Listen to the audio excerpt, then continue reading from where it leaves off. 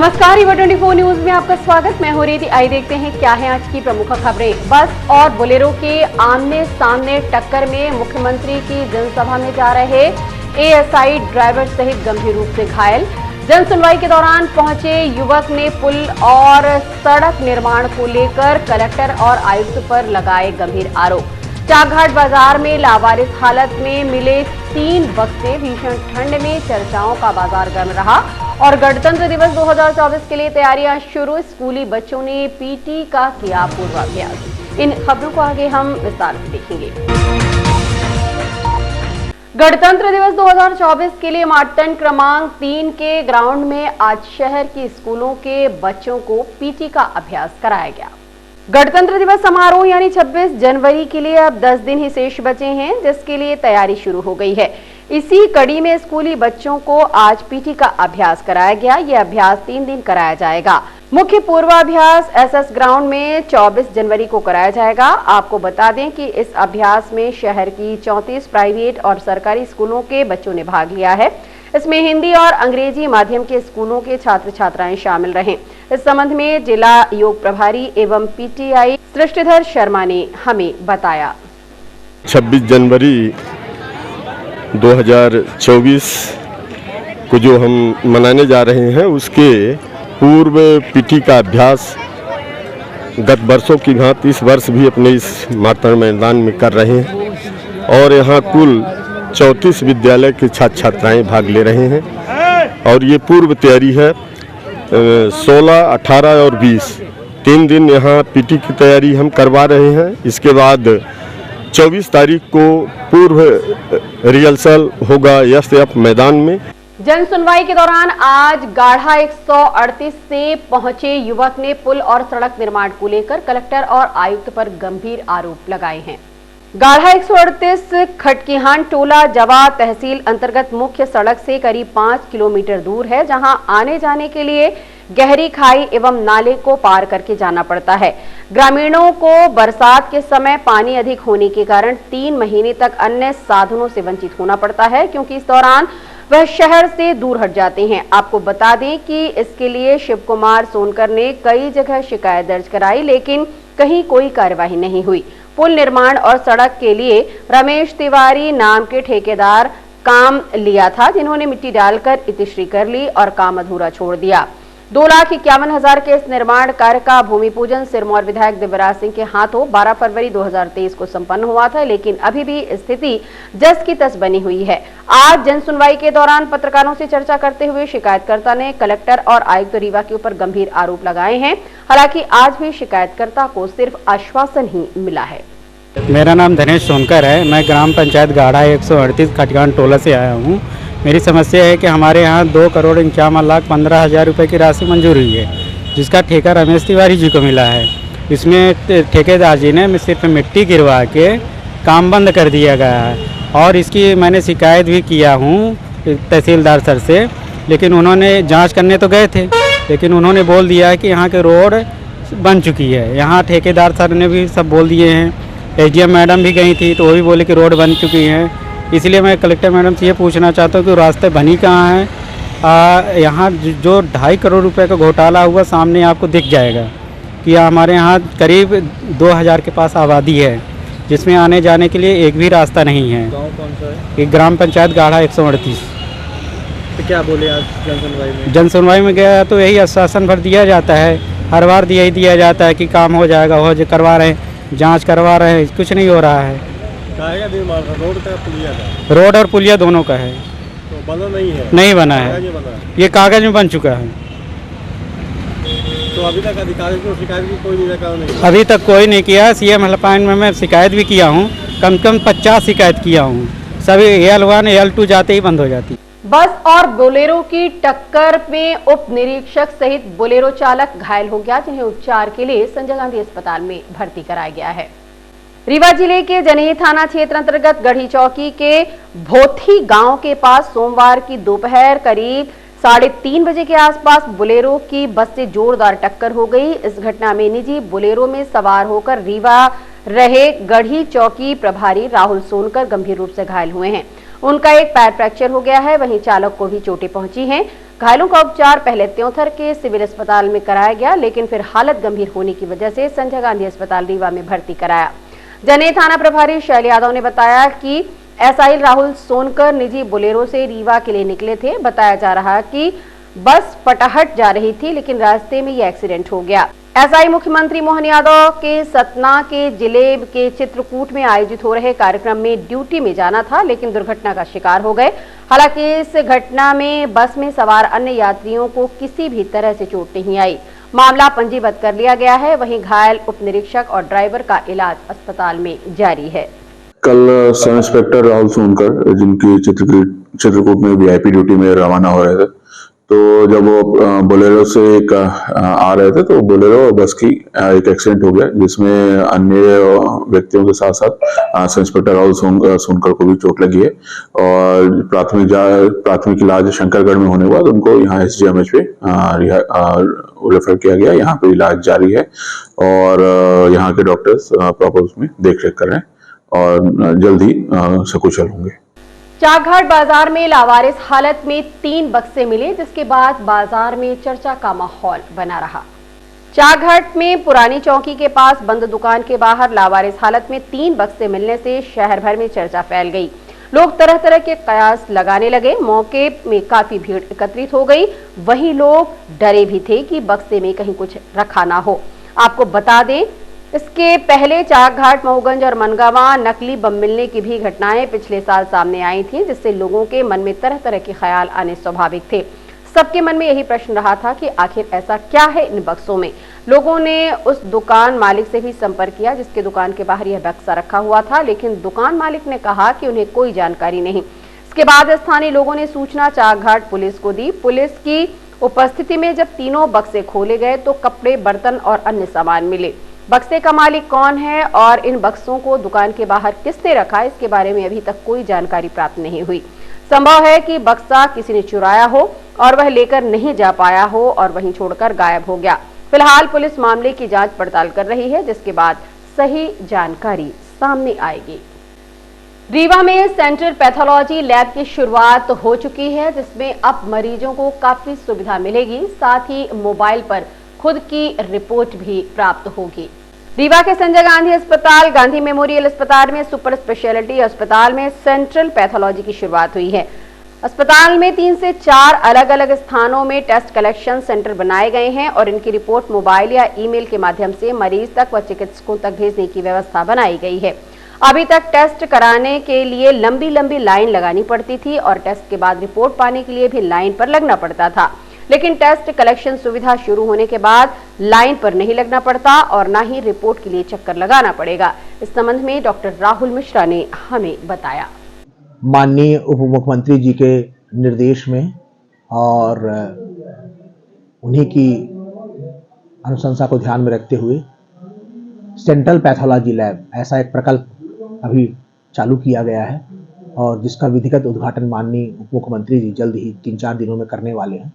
तो उसी के परिप्रेक्ष्य में बताने में मैं बड़ा खुशी का अनुभव कर रहा हूं कि पहली बार 3-4 टेस्ट कलेक्शन सेंटर बनाए गए हैं पूरे संजय गांधी सुपर स्पेशलिटी और गांधी मेमोरियल में।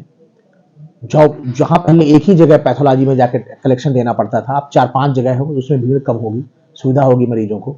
और साथ ही साथ रिपोर्ट के लिए अब भटकना नहीं पड़ेगा, अब रिपोर्ट के लिए कतार नहीं लगाना पड़ेगा। माननीय उप मुख्यमंत्री जी के निर्देश पर सभी के ईमेल में और सभी के एसएमएस में वो रिपोर्टें अपने आप आ जाएंगी बिना कोई पैसा दिए, वो आप और सभी डॉक्टर्स के। तो इस प्रकार से पेपरलेस पूरा HACL जो लैब इंफॉर्मेशन मैनेजमेंट सिस्टम एक होता है वो लागू होने जा रहा है और इसका ट्रायल अभी चल रहा है और इसके ट्रायल में हमें पूर्ण सफलता मिली है। हमको मरीजों को एक आईडी नंबर अलॉट होगा जब वो अपना सैंपल देगा और उस सैंपल के बाद उसी आईडी को उसको कोड करना है और उसी आईडी में जो अपना मोबाइल नंबर अगर वो सही देगा या ईमेल देगा तो उसी ईमेल में उसी मोबाइल नंबर के एसएमएस में उसके मैसेज बॉक्स में ऑटोमेटिक रिपोर्ट आ जाएगी जल्दी से जल्दी विदिन 2 to 3 आवर्स। और साथ ही साथ ये डॉक्टरों के भी जो इसका ट्रीटमेंट कर रहे हैं, नर्सेस के मोबाइल में, सभी में एक साथ चली जाएगी। वो आईडी वो लोग ऐप भी है इसमें, ऐप डाउनलोड करके ऐप आईडी डालेंगे तो पूरी रिपोर्ट आ जाएगी। कितने काउंटर खोले गए हैं? अभी 5 काउंटर खोले गए हैं, इसको जल्दी ही बढ़ाया भी जाएगा। जैसे कि मैंने बताया कि माननीय उप मुख्यमंत्री जी के निर्देश में यह चालू हुआ है और इसका भी ट्रायल चल रहा है और ट्रायल सफलतापूर्वक चल रहा है। और क्या है कि हमने यहाँ पे सैंपल दिया था नून में, फिर इवनिंग में नाइट पे मेरे को रिपोर्ट आ गई, मैंने डाउनलोड कर लिया। इस सुविधा से कैसा लग रहा है आपको? अच्छा लग रहा है, इजीली हमें रिपोर्ट मिल पा रही है, भीड़ भाड़ से भी बचा जा सकता है। हाँ। काय की जांच कराई थी? मेरा ब्लड टेस्ट था, PBC प्लेटलेट। कब कराई थी? कितने मिनट में हो गया था? ये आई तो शाम में थी, मैंने दोपहर से किया था। 3-4 घंटे में। नाम बता दीजिए। दिव्या चतुर्वेदी। और हम मिलते हैं छोटे से ब्रेक के बाद। Painting point group of institutions a key to success. जी हाँ, pentium point group of institutions, जहाँ पर आपको मिलते हैं BA LLB 5 year full time programme, LLB 3 year full time programme bar council of India से मान्यता प्राप्त हैं। MBA के 2 year full time programme AICTE new Delhi से मान्यता प्राप्त हैं। पेंटियम पॉइंट टेक्निकल कॉलेज में स्नातक व स्नातकोत्तर के सभी पाठ्यक्रम संचालित हैं, जिनमें प्रवेश प्रारंभ है। हमारा कॉलेज कोड है P500। याद रखिए, सामान्य वर्ग BPL कार्ड धारकों को शिक्षण शुल्क में छूट व SC ST OBC छात्रों को मध्य प्रदेश शासन के नियमानुसार छात्रवृत्ति। आप संपर्क कर सकते हैं हमारे हेड ऑफिस में, जो है हेडगेवार नगर रेडियो कॉलोनी के सामने रीवा, और कॉलेज कैंपस में जो है करहिया सिमरिया रोड और हरदी सिमरिया रोड रीवा में। अधिक जानकारी के लिए हमारे फोन नंबर पर संपर्क कर सकते हैं। हमारा फोन नंबर है 07662438035। मोबाइल नंबर पर भी संपर्क किया जा सकता है, जो है 9993208439।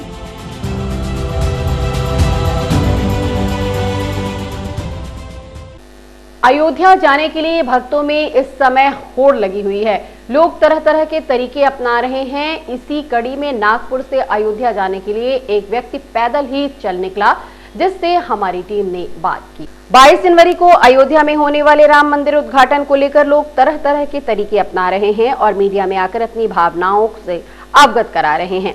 ऐसा ही एक भक्त राम गणेश वर्मा रीवा होकर निकले, जो लगभग 500 किलोमीटर की पैदल यात्रा करके रीवा पहुंचे। यहां से लगभग 400 किलोमीटर और चलकर अयोध्या पहुंचेंगे, जहां 3 दिन तक रुकेंगे। राम गणेश ने बताया कि वह दिन में यात्रा करते हैं और रात में विश्राम करते हैं। रास्ते में स्थानीय लोग उनकी मदद भी करते हैं। इसके अलावा ढाबे या अन्य होटलों में भी उन्हें खाना मिल जाता है। रीवा पहुंचने पर हमारी टीम ने राम गणेश से चर्चा की। राम जन्मभूमि में प्रभु का प्राण प्रतिष्ठा हो रहा है, हमने बोला चल निकल जाते करके। पैदल ही क्यों चलने का ठाना है? मतलब कुछ वो मनसा हो कि कुछ माना? नहीं मनसा नहीं, बस दर्शन करना है। हम तो मंदिर गए ना, यही छपारा में बंजारा माता है करके, वहाँ पे फिर वहाँ हमने जूते निकाल दिए, माता के दर्शन किए, फिर पहनने का मन ही नहीं किया, वहाँ जूता निकाल दिए, वहाँ से पैदल आ रहे छपारा से। तीसरे दिन में कितने किलोमीटर चले होंगे पैदल? अभी पैदल कितने किलोमीटर चल के आ रहे हैं? 500 किलोमीटर हो गया होगा अभी। 500 किलोमीटर। अभी आगे कितना जाना है अयोध्या तक? हाँ, अयोध्या तक। क्या करते हैं आप वहाँ? लोहे के काम करते हैं स्टील कंपनी में। तो जैसे रास्ते में खाना पीना कैसे होता है? ढाबे वाबे में हो जाता है नाश्ता वास्ता, आते आते कहीं नाश्ता हो जाता। अच्छा, लोगों को भी मदद मिल रही है आपको? हैं? लोग भी मदद कर रहे हैं क्या? लोग मदद कर रहे हैं, हम मना भी करते फिर भी जबरदस्ती करते हैं।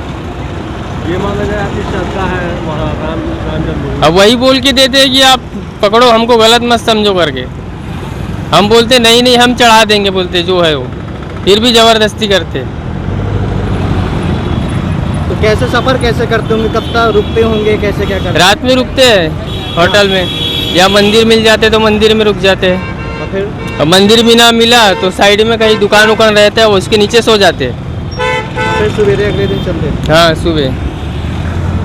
और परिवार वाले कहाँ है? वही परिवार में नागपुर में। हाँ, सबको बता के निकले। वहाँ बहुत शिकायत हाँ, रुकने का का क्या है, वहाँ क्या दिन रुकने का मन है आपका? वही 2-3 दिन रुकेंगे, फिर वापस आ जाएंगे नागपुर। क्या नाम है आपका? राम। पूरा है? राम। और हम मिलते हैं छोटे से ब्रेक के बाद। अब आपके शहर रीवा में पुष्पांजलि ग्रीन्स मैरिज गार्डन की हुई शुरुआत। शादी, बर्थडे पार्टी सहित अन्य कार्यक्रमों के लिए सर्व सुविधाओं के साथ आप सभी के लिए सस्ता एवं उचित दाम पर उपलब्ध है। 2 एकड़ से अधिक एरिया में बने मैरिज गार्डन में सीसीटीवी कैमरे एवं बेहतरीन पार्किंग व्यवस्था के साथ में 6 कमरे, अटैच लेट बाथरूम, उत्तम हॉल की व्यवस्था, इतना ही 4500 वर्ग फीट में निर्मित मैरिज हॉल सभी व्यवस्थाओं के साथ उपलब्ध है। पुष्पांजलि ग्रीन्स मैरिज गार्डन बदराव से शिल्पी ग्रीन्स के बगल में गुड़ रोड, रीवा।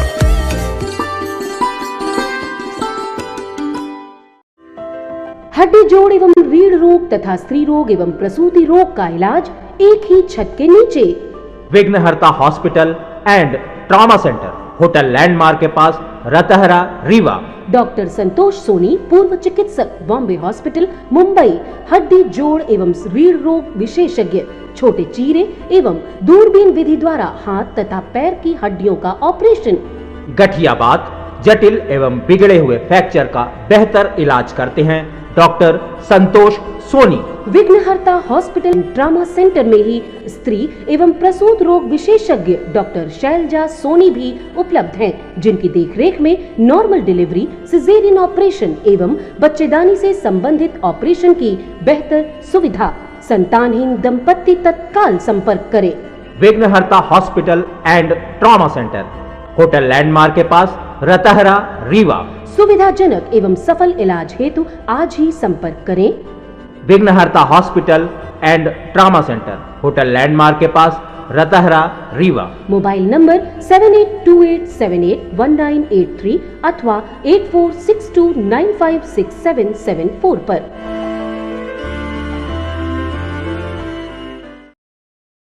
श्री कान्हा फाउंडेशन द्वारा साहित्य, संगीत, चिकित्सा, शिक्षा, कृषि, समाज सेवा, खेल और भारतीय सेना में योगदान के लिए जवानों को सम्मानित किया गया। मकर संक्रांति के पावन पर्व पर कान्हा फाउंडेशन सतना द्वारा एक सम्मान समारोह का आयोजन किया गया। फाउंडेशन द्वारा जारी प्रेस विज्ञप्ति में अंकित सेन ने बताया कि कार्यक्रम की अध्यक्षता वरिष्ठ चिकित्सक डॉक्टर मनमोहन सिंह की, जबकि विशिष्ट अतिथि के रूप में पंकज सिंह पंकु, शत्रुघ्न सिंह सलैया, कविता पांडे, रविंद्र सिंह और संजीव सिंह उपस्थित रहे। आयोजन के दौरान भगवान कृष्ण राधा के भजनों की सुमधुर प्रस्तुति शिवम कुमार त्रिपाठी और उनकी टीम ने दी। वहीं डॉक्टर आरती तिवारी ने लोकगीतों की प्रस्तुतियां दी, जिसे लोग बड़े चाव से सुने। ये कार्यक्रम रीवा के रॉयल पैलेस में दोपहर 1 बजे से आरंभ हुआ। जिन हस्तियों का सम्मान किया गया उसमें चिकित्सा के क्षेत्र में डॉक्टर मनमोहन सिंह, शिक्षा के क्षेत्र में सीएम राइस पीके स्कूल के प्राचार्य वरुणेंद्र सिंह, खेल के क्षेत्र में मोहनलाल शुक्ला, कृषि के क्षेत्र में पंकज सिंह पंकु, साहित्य के क्षेत्र में सत्येंद्र सेंगर, संगीत के क्षेत्र में डॉक्टर आरती तिवारी, समाज सेवा के क्षेत्र में परमजीत सिंह डंग और भारतीय सेना के शहीद दीपक सिंह, यज्ञ नारायण सिंह आदि का सम्मान किया गया। टीवी चैनल सिर्फ इसलिए बचा रहा कि उसके पास आप जैसा न्यूज एंकर था। इसके अलावा उनका एक रूप श्रेष्ठ कवियत्री के रूप में है। आज श्री जी कान्हा ग्लोबल फाउंडेशन के इस रूप में मैं आपके सामने सम्मान मुख्य अतिथि से आग्रह करूं कि आप उनका सम्मान करें। डॉक्टर आरती तिवारी जी।